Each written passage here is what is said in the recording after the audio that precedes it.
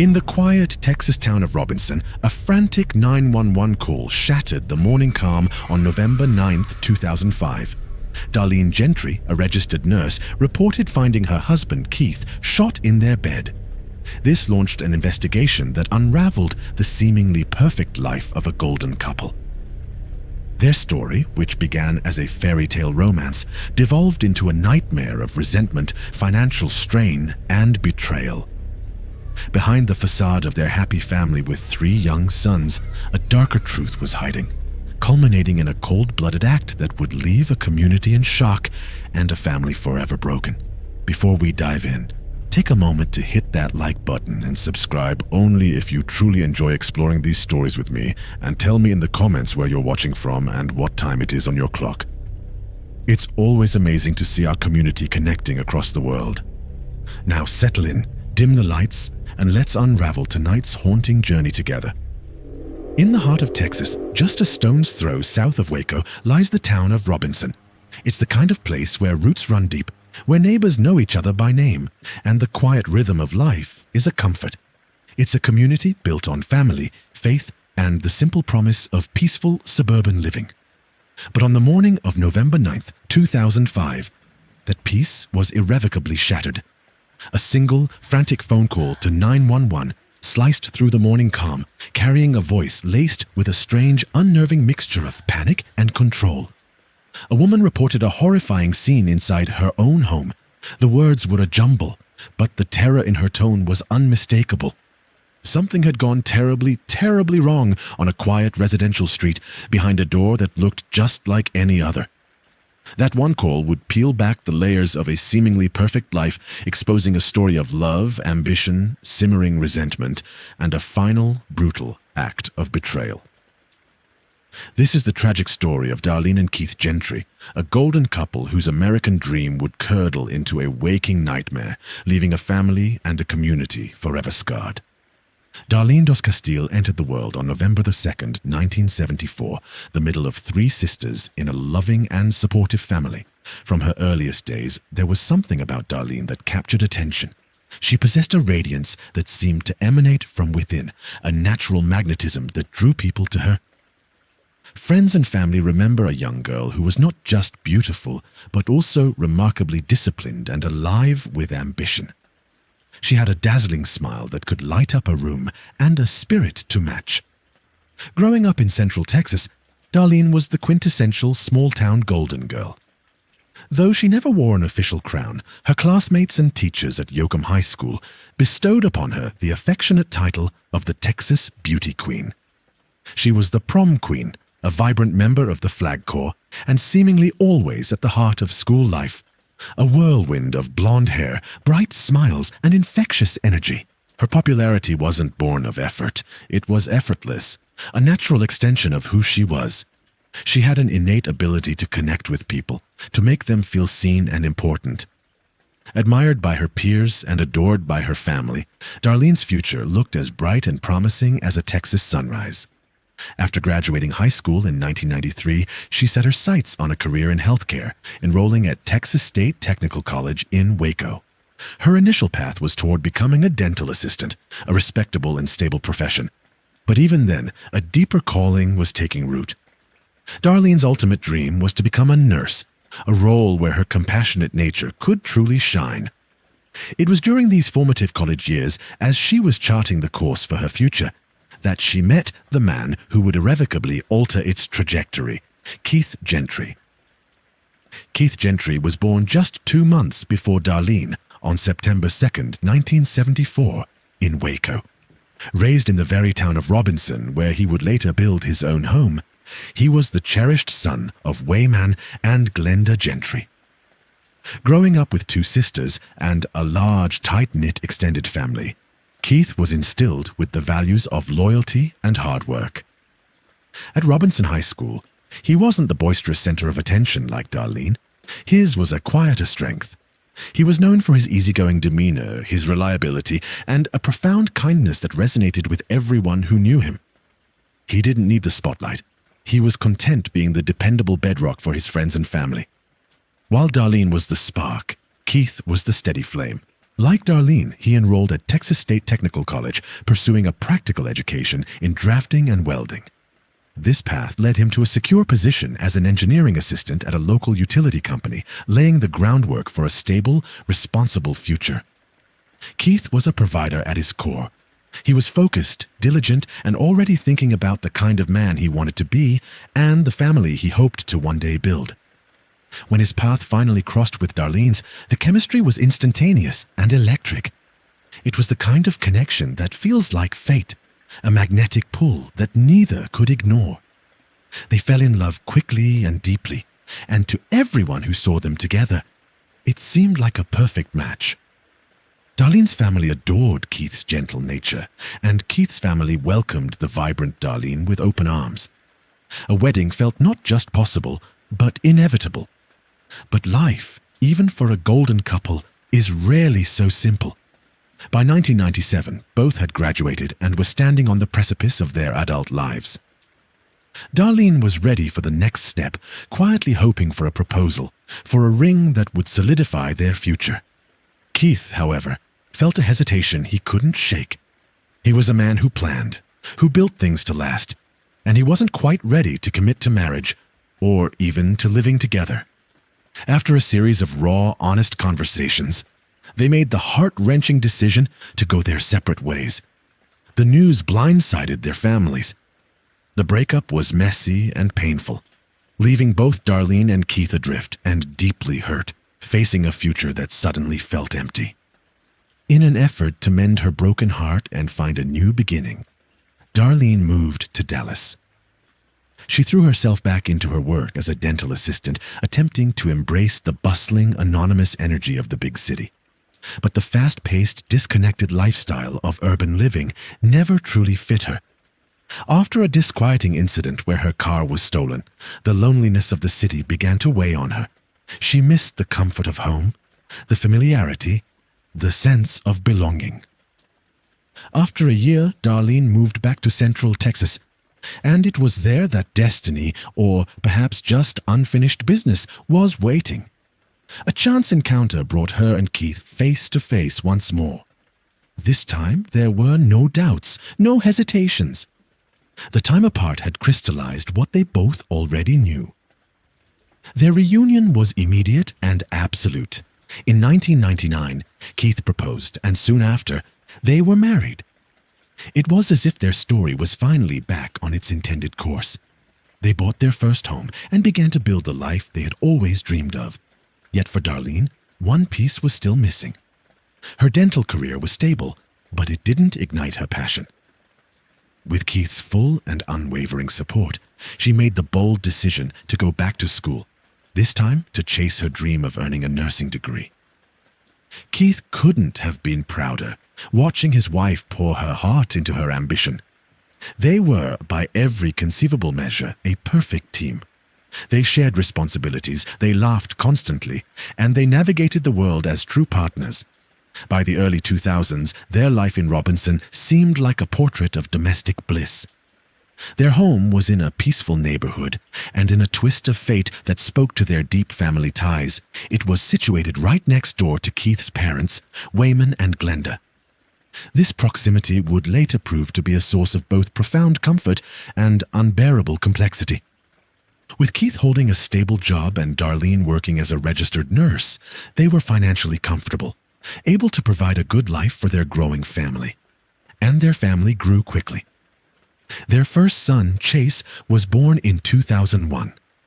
Cody followed in 2004, and by 2005, they welcomed their third son, Cade. 3 beautiful boys in just under 4 years. The Gentrys appeared to transition into parenthood seamlessly, bolstered by the ever-present support of doting grandparents. They were the couple everyone in the neighborhood looked up to, attractive, successful, with 3 healthy children and a home that was always impeccably kept. But behind the carefully maintained facade, cracks were beginning to form, spreading silently beneath the surface of their perfect life. The reality was that Keith's job as an engineering assistant often demanded travel, leaving Darlene alone to manage the relentless demands of a full-time nursing career and the beautiful chaos of raising 3 very young boys. The household, The children, the cooking, the cleaning. It all fell on her shoulders. Yet, even when Keith was home, the dynamic didn't significantly change. Exhausted from his time on the road, he often sought rest and quiet, rather than diving into the fray of diapers, feedings, and toddler tantrums. He loved his boys immensely, but the daily grind of parenting seemed to overwhelm him. Recognizing the immense strain this was putting on Darlene and their marriage, Keith made a monumental sacrifice. He quit his well-paying, travel-heavy job for a lower-paid desk position that would keep him home. It was a decision born of love, a desperate attempt to rebalance their lives. But this solution created a new set of problems. The significant drop in income put an immediate and intense strain on their finances. Compounding the issue, Darlene's spending habits didn't adjust to their new reality. She was a meticulous homemaker and a gracious host, but she continued to purchase things for the house and the children that they could no longer comfortably afford. Money became a constant, venomous source of tension. Arguments grew more frequent and more bitter. Keith saw her spending as reckless, while Darlene likely felt she was simply trying to maintain the standard of living they had established. Resentment began to fester in Keith. He had given up a career he found challenging and rewarding for a monotonous desk job he hated, only to feel like his sacrifice wasn't being respected. He felt trapped, and as he took on more of the childcare duties, his frustration mounted. Friends and family started to notice the shift. The easy laughter that once defined them was replaced by a palpable tension. There were whispered complaints to trusted confidants, a subtle but growing emotional distance. The pressure was building inside the walls of their perfect home. Still, no one saw a catastrophe on the horizon. Divorce was never mentioned. Keith, in his quiet, steadfast way, seemed determined to hold his family together, to weather the storm. He had made his choice, and he would stand by it. But he was standing on a fault line, and on the morning of November 9th, 2005, the ground gave way. At precisely 6:11 a.m., the Robinson 911 dispatch center received a call from Darlene Gentry.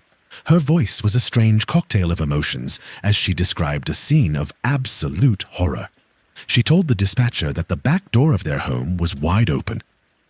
Her husband, Keith, was in their bed, unresponsive and covered in blood. He was barely breathing. She detailed how he was making a gurgling sound with a disturbing pink foam bubbling from his mouth. With a chilling clarity, she also noted that some of Keith's guns were missing from their locked cabinet. Darlene explained that she hadn't slept in their bed that night. Their youngest son, 18-month-old Cade, had been restless and fussy. To soothe him, she said, she had taken him into another bedroom where their two older sons were already asleep. She put on a movie for them, she explained, and had stayed in the room with her three boys, eventually falling asleep herself.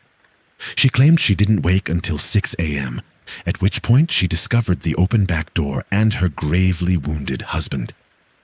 Paramedics were on the scene within minutes. They found Keith just as Darlene had described, clinging to life by the thinnest of threads. He had been shot in the head. He was completely unresponsive, and the pink foam was a dire sign of catastrophic pulmonary edema resulting from severe brain trauma. They knew his chances were almost non-existent. He was rushed to Hillcrest Baptist Medical Center in Waco and placed on life support, but his injuries were too severe. Keith Gentry never regained consciousness. 2 days later, on November 11th, 2005, he was officially pronounced dead. What was initially a medical emergency had now become a full-blown homicide investigation. Detectives from the McLennan County Sheriff's Office immediately focused their attention on the only other adult who was in the house that night, Darlene. Her account of the evening became the foundation of their investigation, and she was brought to the station for questioning. She calmly recounted the events of the previous day, November 8th. She explained that she had gone out for dinner and drinks with a group of friends, returning home at around 8:30 p.m. She claimed that when she walked through the door, she was met not with a warm greeting, but with Keith's anger. According to Darlene, he had found a receipt from the restaurant, Another piece of evidence of what he considered her irresponsible spending. An argument erupted. Darlene said that, in her frustration, she got back in her car and drove around for a while to cool off. When she returned, she told police she apologized and tried to make peace. She said Keith then went to bed in their master bedroom while she went to be with their sons in the other room to help their fussy toddler get to sleep. She insisted this was a common occurrence, a normal part of life with 3 young children. She recalled waking up briefly around 5:15 a.m. when she heard their dog bark, but she thought nothing of it and drifted back to sleep. Her story painted a terrifying picture, a random, violent home invasion. A burglar had slipped into their house in the dead of night, shot her husband, stolen his guns, and vanished without a trace. It was a narrative designed to evoke sympathy and fear. But as the seasoned detectives listened, troubling inconsistencies began to surface, casting a long shadow of doubt over her entire story. First, there was the timing. Darlene claimed she found Keith at 6 a.m., but forensic evidence and the medical examiner's analysis of his condition suggested the shooting had likely occurred hours earlier. The nature of his wound, the blood pooling, and his near-death state all pointed to a much earlier time of attack. If that were the case, how could Darlene, sleeping just one room away, have heard nothing? Then there was the so-called burglary.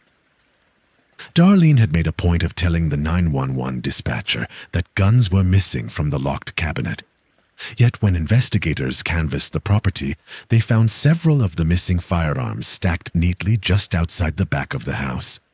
This was not the behavior of a panicked thief making a hasty escape.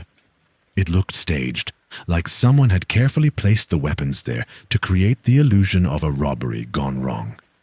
Furthermore, the gun cabinet itself was a major red flag. Only 2 people had a key and knew where to find it, Keith and Darlene. It seemed highly improbable that a random intruder would not only know about the cabinet, but also know exactly where the key was hidden. And then there was Darlene's own behavior. As a registered nurse, she possessed the training and knowledge to perform CPR, or, at the very least, to check for vital signs and attempt to control bleeding. Yet, she had done nothing. She hadn't even touched him. When paramedics arrived, she was still in the other room with her children, having made no effort to render aid or even guide the first responders to her husband's location. She cited fear as her reason, but to investigators, it looked like a shocking and telling inaction. Her 911 call was re-examined. Her tone was remarkably composed, her narrative almost rehearsed. She offered a clear timeline and specific details, like her sleeping arrangements, with a steadiness that seemed out of place for someone who had just discovered their spouse shot and dying. It sounded less like a cry for help and more like someone preemptively building an alibi. Later that morning, when she sat for a formal interview at the police station, her composure finally cracked, but not in the way one might expect. The moment investigators began asking more pointed, challenging questions, she shut down. She invoked her Fifth Amendment right against self-incrimination and demanded an attorney. The interview came to an abrupt end. For the police, this was a massive indicator of guilt. An innocent, grieving widow would typically be desperate to help, to answer any question that might lead to her husband's killer. Darlene, instead, was building a wall. Despite this, she continued to publicly maintain her innocence, telling anyone who would listen that she loved Keith and would never harm him. But the evidence at the scene was already telling a different story, one of a crime that was not random or external, but deeply personal and calculated. With Darlene's consent, investigators conducted another, more thorough search of the Gentry home. They confirmed their initial finding. No signs of forced entry. The doors and windows were all secure, but deep inside the kitchen trash can, buried beneath the day's refuse, they found the piece of evidence that would blow the case wide open. It was a pair of latex gloves. Tucked carefully inside one of the gloves was a single .22 caliber shell casing. Forensic testing of the gloves revealed traces of gunshot residue and a mixture of DNA. That DNA belonged to 2 people, and only 2 people, Keith Gentry and Darlene Gentry. This was the physical proof they needed. a direct link between Darlene and the murder. Soon after, a motive began to crystallize. Detectives discovered that Keith had a substantial life insurance policy valued somewhere between $500,000 and $750,000. For Darlene, who was feeling trapped by financial strain and a failing marriage, this sum represented a way out. It was a ticket to a new life, free from debt and free from her husband. 19 days after Keith was shot, on November 28, 2005, Darlene Gentry was arrested and charged with first-degree murder. But the story took another shocking turn. That very same day, Keith's parents, Wayman and Glenda, who had been by Darlene's side since the 9/11 call, posted a $50,000 bond to secure her release.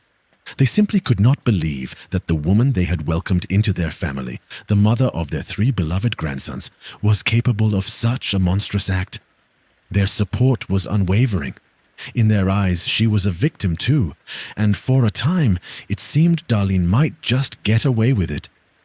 But then, driven by a fatal combination of greed and arrogance, she made her most critical mistake. Not long after her release on bail, Darlene contacted a local landowner named Robert Parker. She inquired about a rural piece of property he owned near Axtell, Texas. The land featured a small, serene pond, and Darlene remarked to Parker how it reminded her of a dream Keith had, a dream of taking their boys fishing.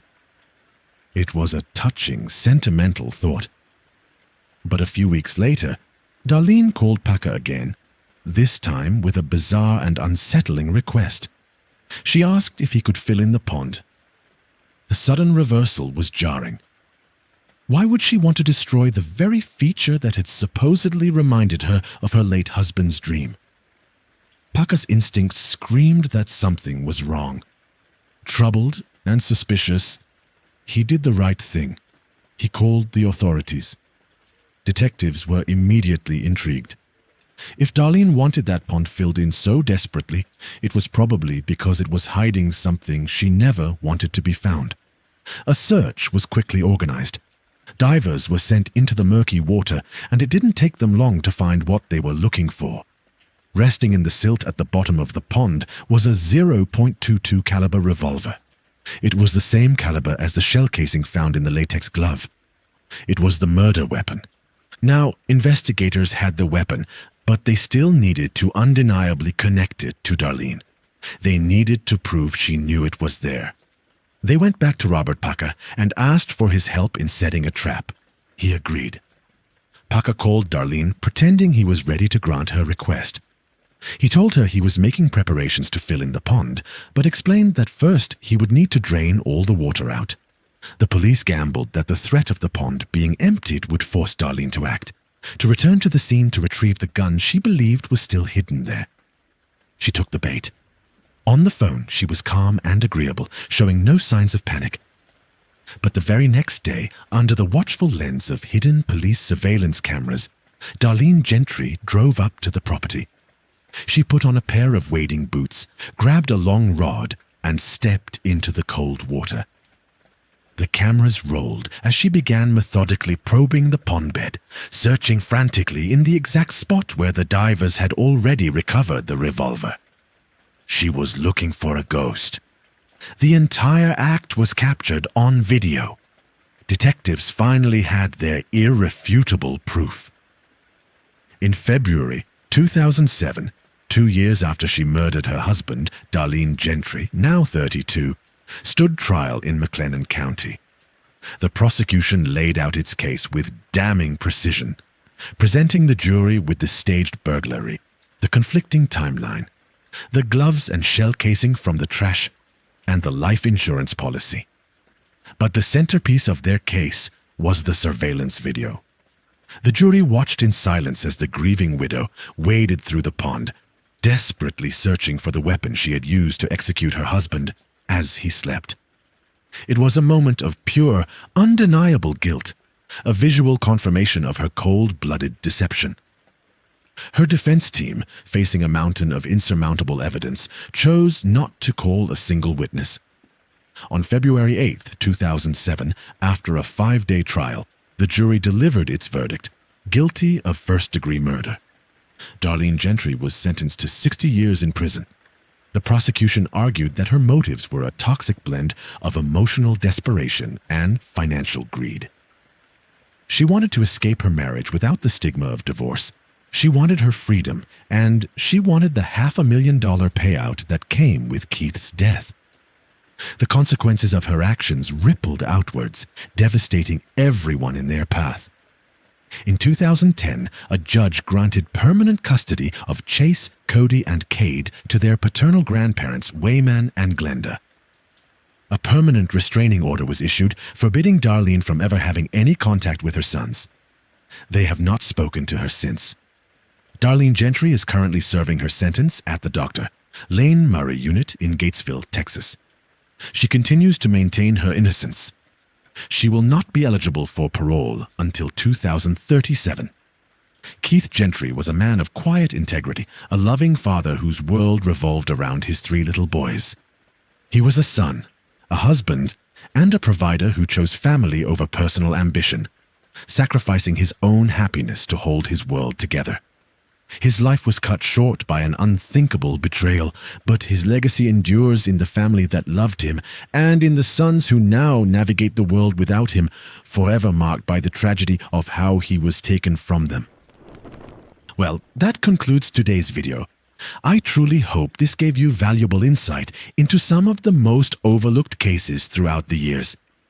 If you found this interesting, please consider liking, subscribing, and turning on notifications to stay updated and encourage us.